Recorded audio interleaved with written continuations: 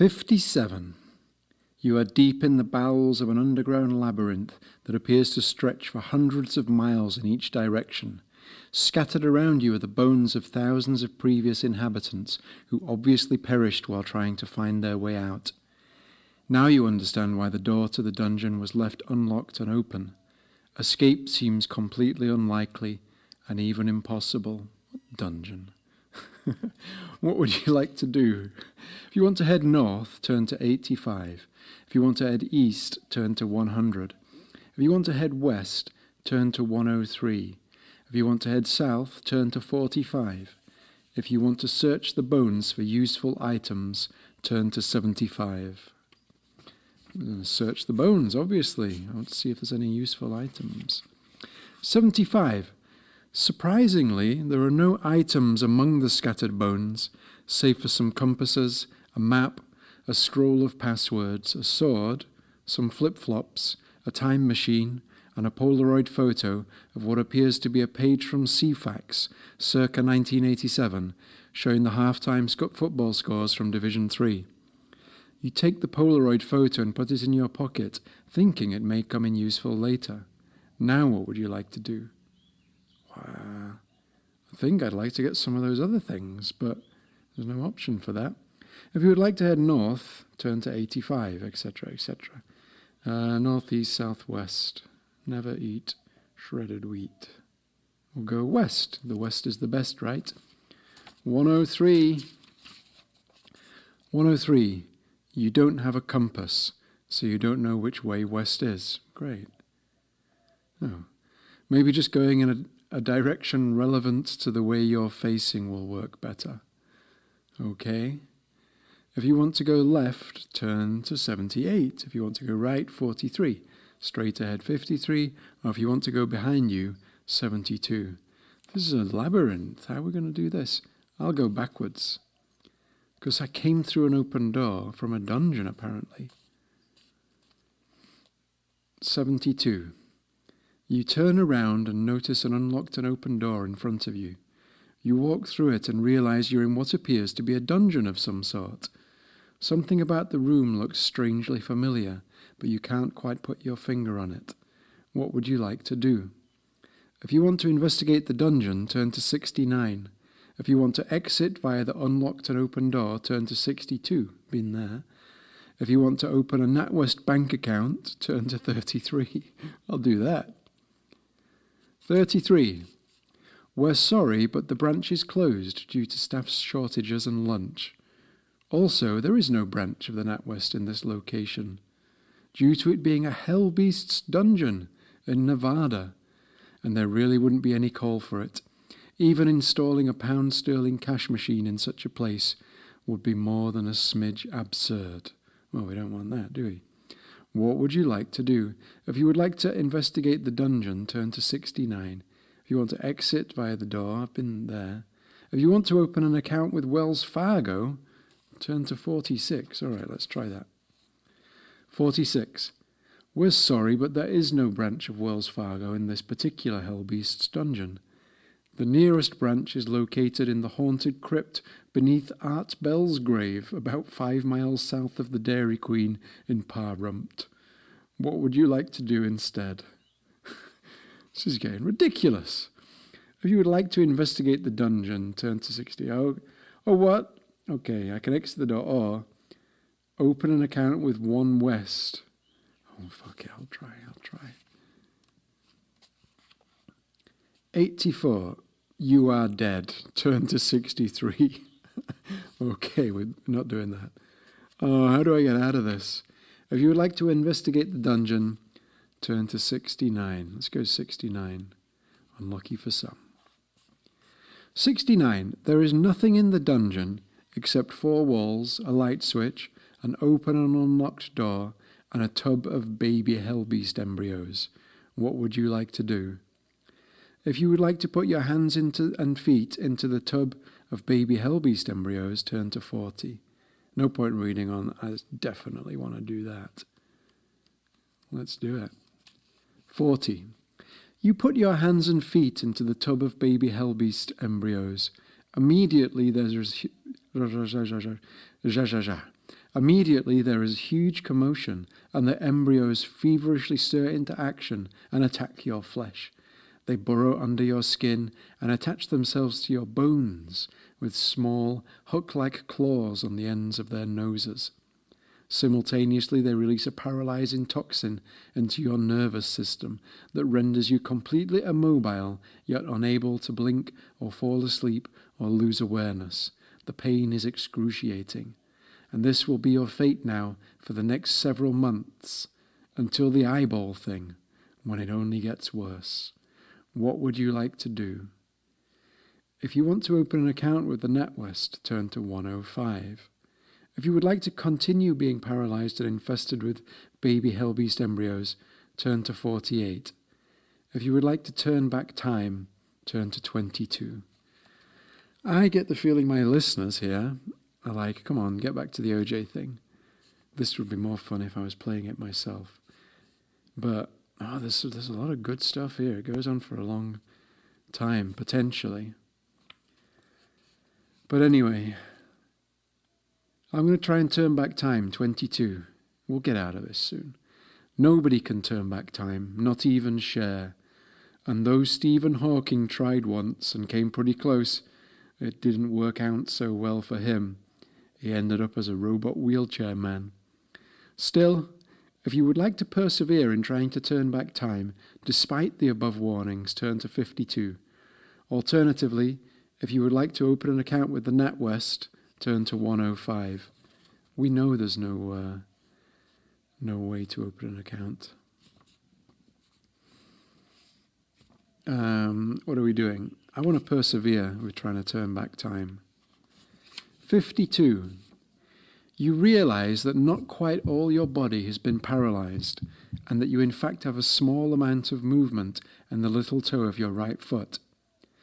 Taking inspiration from Daniel Day-Lewis's character in that movie he was in, you use it to explore the dungeon and quickly realize that, scattered upon the floor, are all the parts required to make a functioning time machine.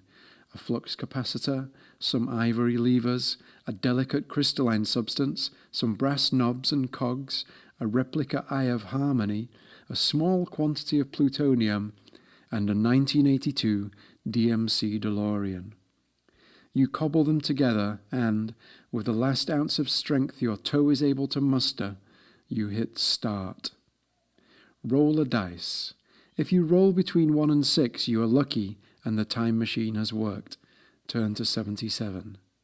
If, however, the dice lands in a bowl of soup and dissolves, you are unlucky and the time machine has failed.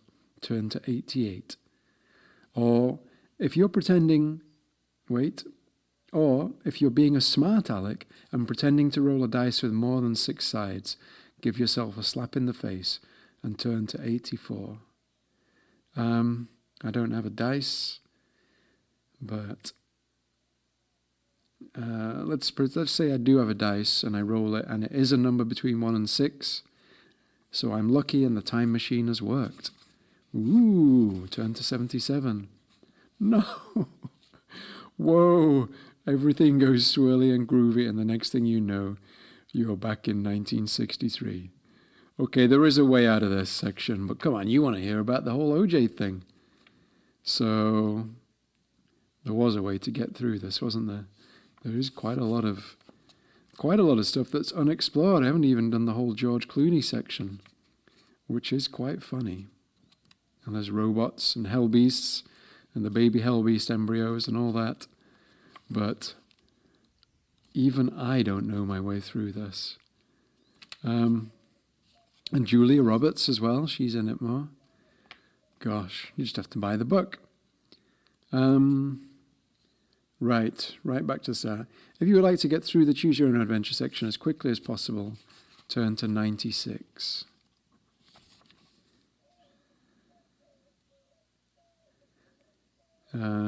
Blah, blah, blah, blah, blah. Finally, the water from the bath, remember, begins to cool, the candles burn down, and the sense that it's time to continue the story grows. You climb out of the bath and towel yourself down. Turn to 74.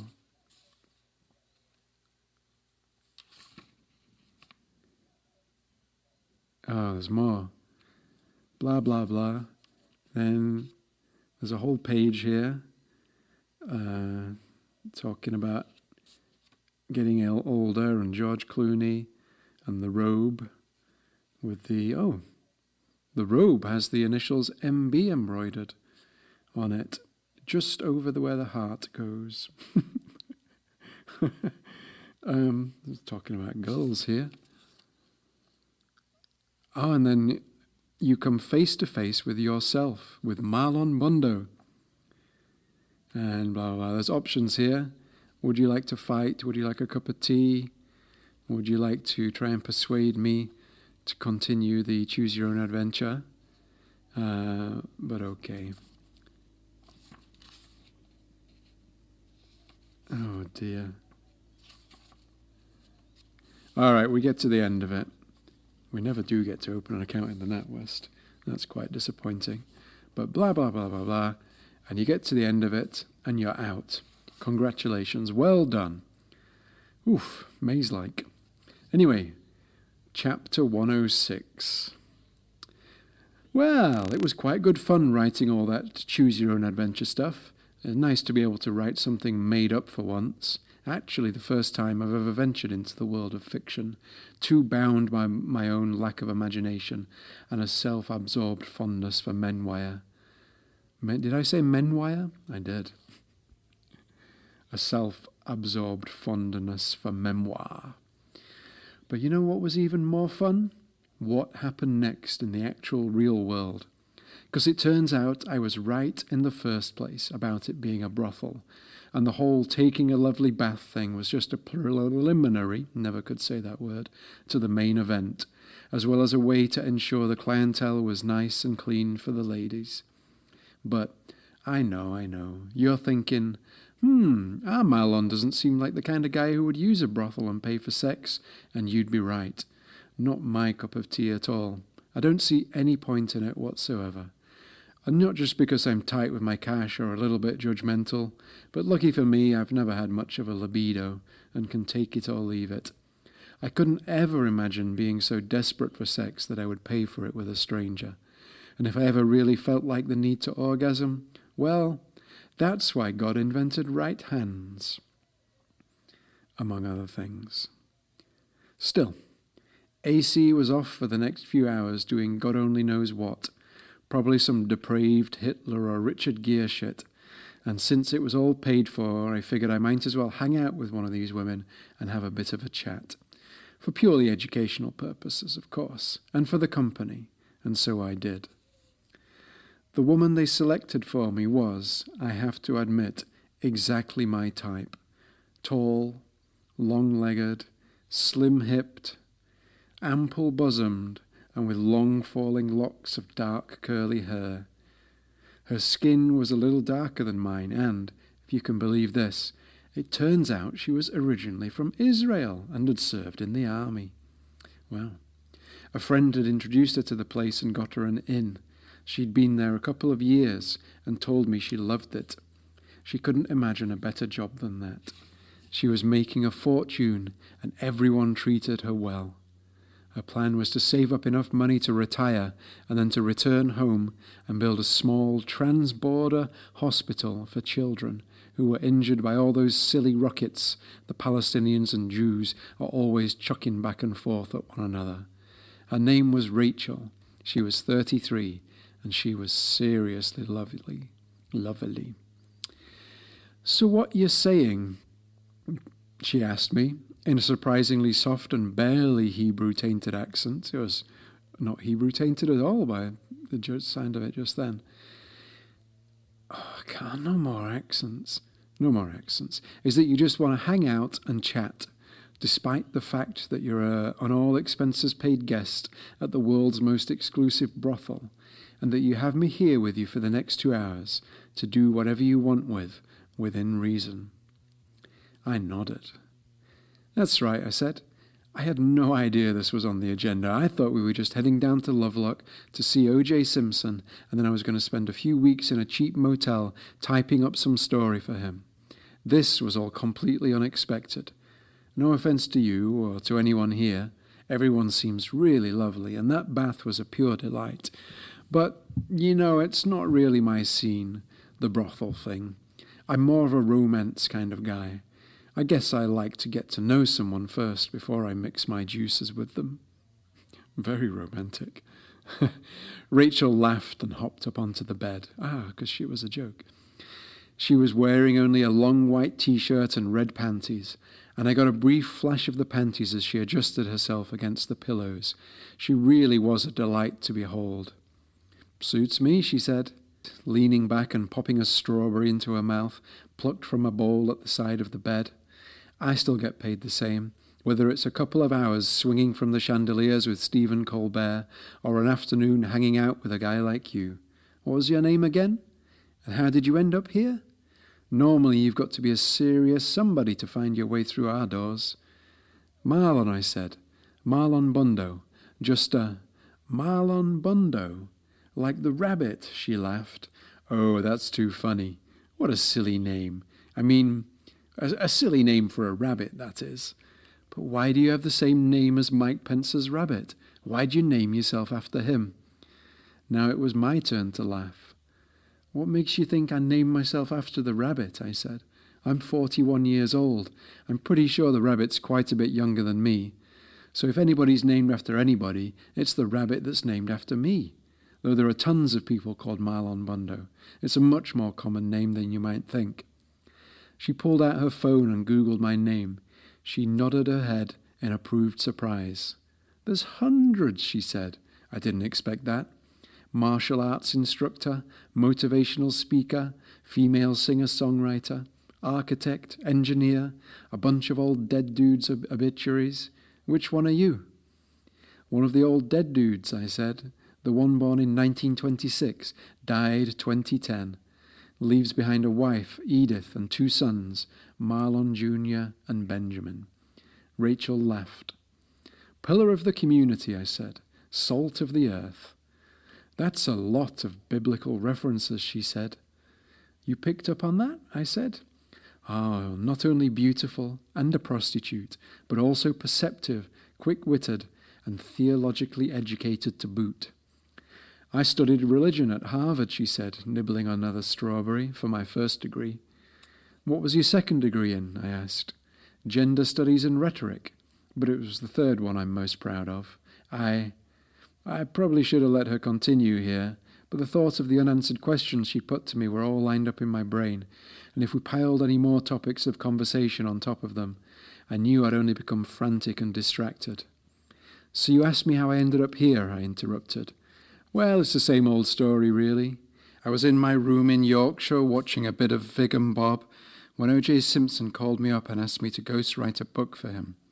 Then he said I should come to Nevada to see him in prison, and his good buddy AC picked me up at the airport and, well, voila, here we are. I guess AC's a regular here. You know him?" "A little," she said, "but I know OJ more. You want to be careful getting involved with that guy. I've heard rumors from some good people that he's involved in some pretty dubious affairs." "Like what?" I said. She looked around the room and beckoned me closer. She dropped her voice to a whisper. "You ever heard of Lee Harvey Oswald, Timothy McVeigh, Ted Kaczynski? You look into those guys and their connections with OJ, and I'd say you'd have some pretty interesting material for your book." I grabbed a scrap of paper and wrote down their names. I can't say I'd ever come across any of them before, but perhaps there was something in it. Then I turned the paper over and noticed a curious cipher on the back. "What's this?" I said. Rachel took the paper from me and read a series of letters and numbers. K equals 33.3, L equals -12, M equals 9.25. She turned the paper over a few times and looked at it thoughtfully. "It's a weird one," she said. "Looks like Julia Roberts' handwriting to me. But why would she be writing out this bizarre code? And there doesn't seem to be any discernible pattern to it. Z equals a skull and crossbones. T equals -3.1415927. Q equals a triangle with an eye floating above it. What could you even use it for?" She folded it up and handed it to me. "P.S. By the way, this isn't in the book, actually. This is secret audiobook. stuff. But there is something to do with this and with Julia Roberts in the whole choose your own adventure bit, which you may or may not come across, depending on what time you go by. But it's okay.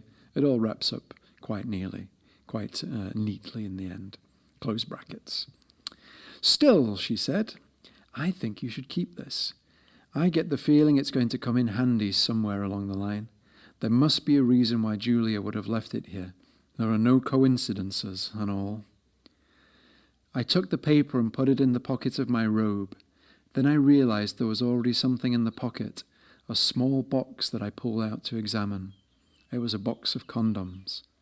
Someone changed their mind, Rachel smiled at me. I tried to stutter something in reply, but the words wouldn't come. No, they're not mine, I eventually managed. Somebody else must have. I'm just kidding you, said Rachel. You English guys are so funny. It's so easy to make you flustered and blush, and blustered and flush too. You're too polite. You need to toughen up a bit. But I do like your language, though. A lot easier to play jeu de mots with than Hebrew or German or French. You speak German and French too? Oh, oui, she said modestly, and a little Chinese. But enough about me. The clock's ticking, and I want you to feel you got whoever's paying for this as money's worth. For sure, it's not you who's paying for it. Come sit up here and let me give you a little back rub or something. There are other ways I can make you feel better without you having to leave here burdened by the shame of stooping so low as to lying with a woman like me. Ouch, I thought, that stings. This brilliant and beautiful woman was very clearly some distance out of my league, and yet there I was, rejecting her for reasons I couldn't even remember the genesis of. They'd formed in me so long ago. Probably something from my childhood, seeing the quality of the prostitutes my dad brought home during my weekend visits, the look of shame and self-loathing on his face as he humped into them on the sofa while I watched Match of the Day. Those women weren't like Rachel. They didn't seem to be doing it out of choice, with joy, well-treated and able to refuse anyone or anything they didn't want. And they earned so little in compensation for their troubles, and had to put up with a shitty quality of clientele, smelly, dirty men like my dad, who really ought to be paying even more than these Hollywood millionaires for the privilege of any woman's company. It was such a mixed-up, backwards world sometimes, and I had to wonder about my place in it, now straddling two such distinct realities. There was no denying it was nice to be sitting where I was, seeing what I was seeing, but a part of me was also worried that I might have done a bit of an Icarus and risen too far from where I'd begun. Would I ever be able to return to the prostitutes of Leeds after my time here in Nevada with Missy and Rachel? Or would I find my wings melted in the fire of their suns? I climbed up on the bed and let Rachel slide the gown from my shoulders.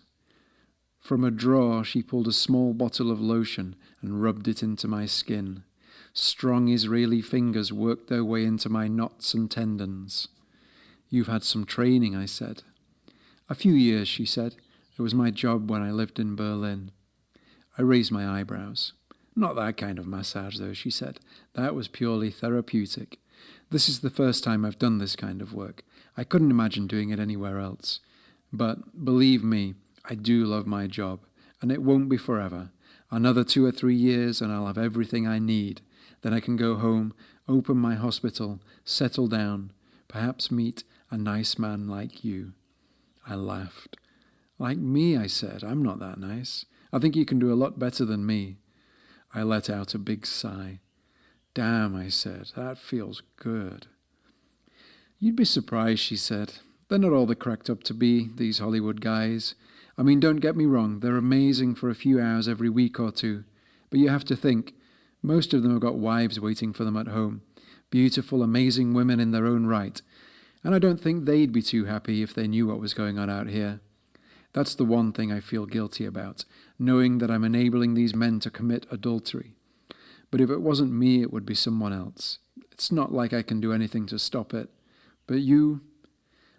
no one's ever turned me down before, strange as it sounds. There's something quite beautiful about that. Are you crying? I said, turning around to face her. A little, she smiled, just thinking about things. But forget about it. You lie here and let me get to work on you properly." I did as she bid. I let her pull my robe clear of my arms, and she slid it down to my waist. She oiled up her hands and got to working lower down, deep around the base of my spine. It felt so flipping good.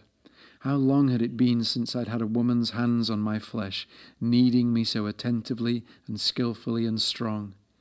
8 months, 1 week, 3 days.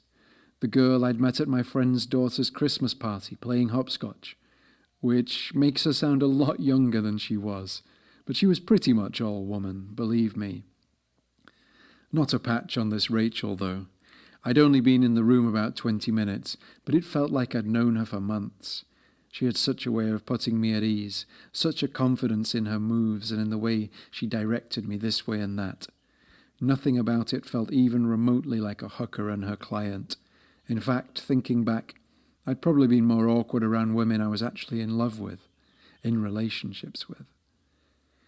"You have a nice back," she said. "Not a lot of tension. Some guys are so uptight, like they're so repressed, holding everything back. But you'd seem pretty loose, if a little tender in parts, like here."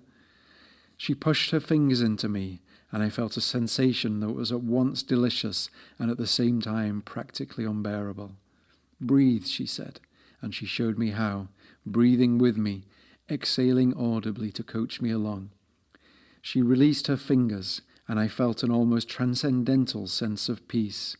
Memories from long ago flashed across the screen of my mind. My mother tutting, my father rutting, an old man carrying an open beer can in the street and then stumbling and dropping it to the ground, looking forlornly on as its contents poured away into a drain in the rain. "Wow," I said, "you have a real gift. You could make a fortune doing that." "I already do," she laughed. "Truth is, and promise me you won't breathe a word of this to anyone, I'm not really a prostitute. I'm actually the masseuse here. They wanted to see if you'd pass the test, and you did, with flying colours." "Test?" I said, rolling onto my front. I looked up at her and realized she looked even more beautiful than before, and not just because I now knew she wasn't a hooker. "What test?" "Oh, I shouldn't have said anything," she said. "And truly, that's about all I know. They just told me I should pretend to be one of the girls to find out what you'd do. I mean, I do work here, but massage is strictly my thing. Here, let me finish you off." She rolled me over, and back went her hands into my muscles and my flesh. Skillful fingers and thumbs worked every inch of my spine. She pushed into places I didn't feel it was possible to reach. She touched me in a way no one had ever done before, and every time I felt I was reaching breaking point, she backed off, and we breathed together, the knots and tensions she'd hit upon dissolving with each and every exhale. When she finished, I was rendered immobile, deeply lost in a state of liberation and peace, but not so much that I wasn't aware of her, removing her clothes and lying naked beside me, an arm draped across me, her face burrowed into my neck. "We still have an hour," she said. "Let's just lie here and sleep." "Okay," I said. "Can I take off your robe?" she said. "Just to feel the whole of you. I won't touch you, I promise." I said okay again and lifted up a little so she could remove it. She pulled it off and dropped it to the floor. I turned on my side, facing away from her, and she put her arms around me and spooned me. I could feel her breasts pushing strongly against my back. They felt like 2 magnificent breasts for sure, and I wondered if they looked as good in the flesh as they had straining against her top. Her breath gently tickled the back of my neck, and then I felt her finger point to a spot an inch or 2 below my hairline. "I want to ask you," she whispered in my ear, "if I can kiss you here. Just 1 kiss. It looks like such a nice spot, and you can tell me if you don't want to, it's fine."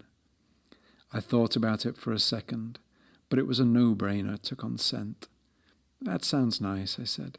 "Just 1 kiss won't hurt anything." She put her lips against my skin, and I closed my eyes tight and focused all my energy on it.